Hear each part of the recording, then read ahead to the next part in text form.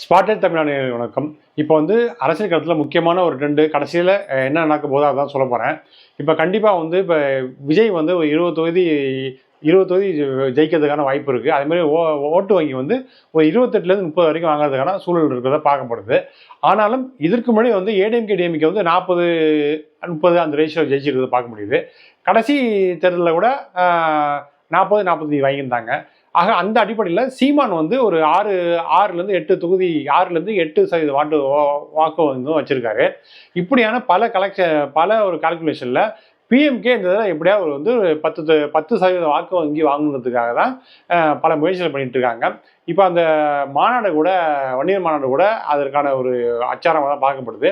இப்போ அப்பன் புள்ள சண்டை கூட என்னன்னா மிகப்பெரிய ஒரு விஷயத்த அவங்க சொல்லியிருக்காங்க. என்னன்னா இது சவுக்கு சங்கர் போல ஆட்கள் தான் சொல்லிக்கக்கூடிய வாய்ப்பு இருக்கு. என்னன்னா ஏற்கனவே ஏடிஎம்கே உள்ள சண்டை நடந்த வசி ஏடிஎம்கே தான் மாற்றி ஜெயிச்சிட்டாங்க. திமுக ஜெயிக்க முடியல. அதே போல இப்போ பாமக உள்ள அப்படியே சண்டை பெரிய அளவுக்கு பிரச்சனை போனால் அந்த ஓட்டு வங்கி ஓட்டுக்கள் டிஎம்கேக்கும் ஏடிஎம்கேக்கும் போகிறது குறையும், மாற்றி இவங்க 2 பேருக்கும் ஓட்டு போட்டுருவாங்கன்னு சொல்லி மிகப்பெரிய ஒரு கால்குலேஷன் சொல்லியிருக்காங்க. அந்த அடிப்படையில் கூட இந்த விஷயத்தை முன்னெடுத்து போகிறதுக்கு வாய்ப்பு இருக்குது. இது ராமதாஸ் சொன்னால் ஒத்துக்க மாட்டாருங்க. இப்போ அன்புமணிகிட்ட சொல்லி இந்த விஷயத்தை ட்ரிகர் பண்ணி கொண்டு போயிட்டு இருக்க பார்க்க முடியுது. இது பாஜக நினைக்கிறதுனா ஏதோ பண்ணிட்டு போகிறாங்க, கடைசியில் நம்ம அலைன்ஸ் இருந்தால் போதும் அப்படின்னு அவங்க பார்க்குறாங்க. ஏடிஎம்கே அதான் பண்ணுறாங்க, இதெல்லாம் பண்ணிட்டு போகிறாங்க, அலைன்ஸ் இருந்தால் போதுமா. ஆனால் கண்டிப்பாக இந்த சண்டை இப்போ முடிஞ்சிச்சுன்னா இந்த மக்கள் டிஎம்கே ஏடிஎம்கே ஓட்டு போட்டு போயிட்டே இருப்பாங்க.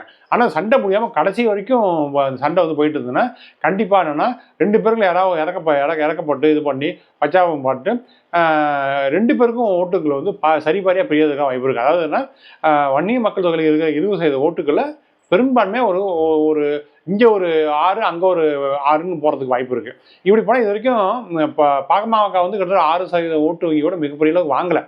இப்போ கண்டிப்பாக இப்படி போகிற அவசியம் ஒரு 10லேருந்து 12% வாக்கு வாங்கலாம்னு சொல்லி ஒரு கால்குலேஷன் போடுது. இப்படி போகிற அவசியம்னா அதுக்கு கட்சிக்கு அங்கீகாரம் கிடைச்சுன்னு பார்க்கப்படுது. ஆக இப்படி ஒரு கால்குலேஷன் தான் பாமக ஓடிட்டு இருக்கு. இப்போ இந்த எலெக்ஷனில் பிஜேபி அலைன்ஸ் வச்சதுன்னா கண்டிப்பாக ஏடிஎம்கே 3ஆவது இடத்துக்கு போகிறதுக்கு வாய்ப்பு இருக்குது. ஏன்னா விஜய் 2 இடத்துக்கு வர வாய்ப்பு இருக்குது.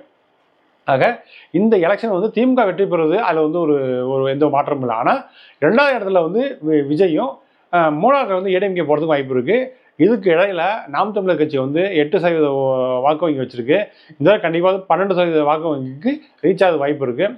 சீமானோட பேச்சுக்களும் சீமான் கட்சியில் இருக்கிற ஒரு 40-50 பேச்சாளர்களுடைய அவங்களுடைய அந்த வாய்ஸும் அவங்க திமுக போட்டு கண்டம் பண்ணுற விஷயங்களும் ஏடிஎம்கே கலாய்க்கிற விஷயங்களும் மக்கள் ரொம்ப விரும்பி ரசித்து பார்க்குறாங்க. அவங்களுடைய பேச்சு தோரணை சினிமா பாணிகளான அந்த விஷயங்கள்லாம் எல்லாமே அதுக்கான நடிப்பு தோரணையோடு அவங்க இந்த விஷயங்களை பண்ணுறது.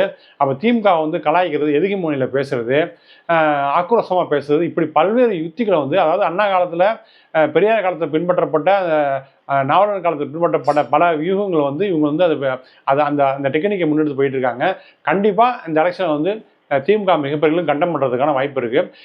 ஒருவேளை பாஜக ஏடிஎம்கே அந்த பாமக கூட்டணி விலைக்கு 3ஆவது இடத்துக்கு போனாங்கன்னா 3ஆவது மாற்றணியை உருவாக்குனாங்கன்னா கண்டிப்பாக திமுக தோல்வி விருதுக்கு கூட ஒரு வாய்ப்பாக படுவேன்.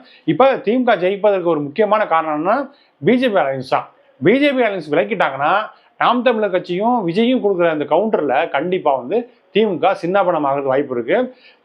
ஆக இப்படியான பல கால்குலேஷன் மத்தியில் இந்த தடவை பாமக திமுக ஜெயிக்கிறதா இல்லையா அப்படிங்கிற ஒரு முடிவெடுத்து, அதாவது இங்கே இருக்க ஏடிஎம்கே பாமக இங்கே அந்த ஏடிஎம்கே கூட கூட்டணி முடிச்சுக்கிட்டாலே திமுக தோல்வி அடைவதற்கான வாய்ப்பு இருக்குது, வெட்ட வெளிச்சமாகுது.